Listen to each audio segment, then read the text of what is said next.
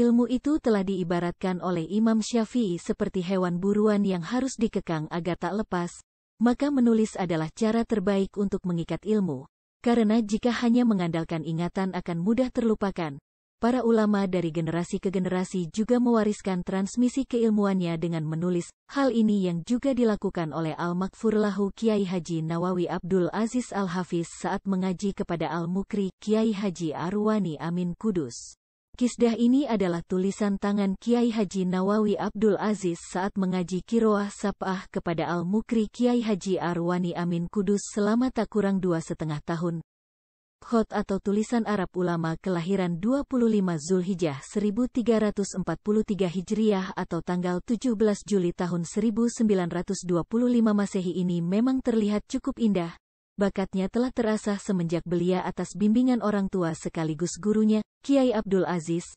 Meski ditulis semenjak tahun 1955, namun sampai sekarang masih dapat terbaca dengan jelas.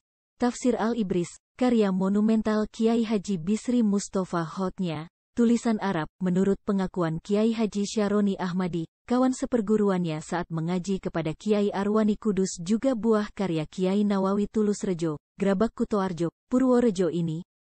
Ketika mengaji di Kudus, Abah memang sempat diminta oleh penerbit Menara Kudus untuk menuliskan kitab-kitab terbitan penerbit legendaris tersebut, salah satunya adalah Tafsir Ibris, tutur Gus Muslim.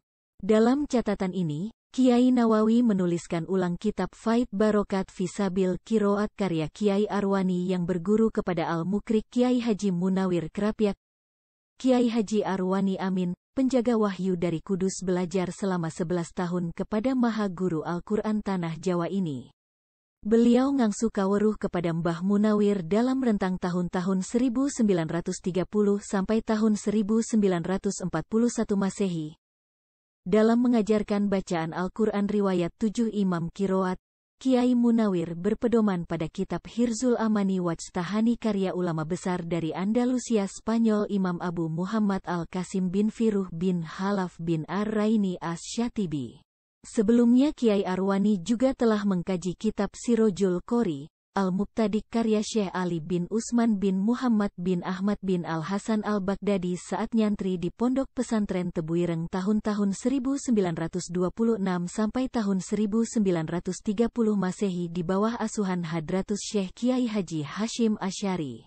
Menurut cerita Kiai Haji Maulani, salah satu murid dan hadam Kiai Arwani, dikatakan bahwa Kiai Arwani belajar pada jam 1 dini hari, malam.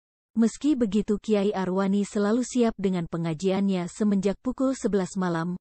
Sambil menyetorkan hafalan Qiraah Sab'ahnya, Kiai Arwani menuliskan catatan tentang koidah-koidah Qiraah Sab'ah. Catatan itu yang dikemudikan hari akan dikembangkan menjadi sebuah kitab Faidul Barokat fi Sabil Qiraat yang sekarang sudah tampil dalam bentuk mushaf 30 juz. Berkat perjuangan tak kenal lelah tersebut, Kiai Arwani berhasil menghatamkan belajar Qiraat Sab'ah dan mendapat ijazah juga sanad dari Kiai Munawir.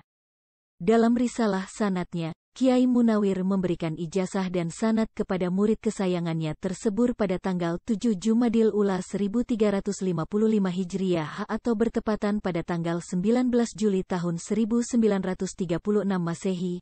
Dalam sanad yang juga memuat untayan nasihat dan fadilah akan kemuliaan Al-Quran ini, disebutkan bahwa Kiai Munawir berguru kepada Syekh Yusuf Husain Abu Hajar Ad-Dimyati yang bersambung mata rantai keilmuannya sampai kepada Rasulullah Shallallahu Alaihi Wasallam. Maka dari itulah dalam mengajarkan Qiraah Sab'ah sepulangnya ke Kudus, Kiai Arwani meminta kepada muridnya untuk berbuat serupa sebagaimana yang beliau lakukan saat mengaji kepada Mbah Munawir, yakni menyalin koidah Qiraah Sab'ah yang telah beliau tulis sebelumnya. Dan hal ini yang dilakukan oleh Nawawi muda saat belajar kepada Kiai Arwani yang merupakan besan dari Kiai Haji Abdullah Salam Kajen Pati. Kiai Haji Munawir Krapyak pernah berwasiat bahwa sepeninggalku jika ingin mendalami bacaan Al-Quran riwayat 7 imam, maka mengajilah kepada Kiai Arwani. Wallahu a'lam bishawab.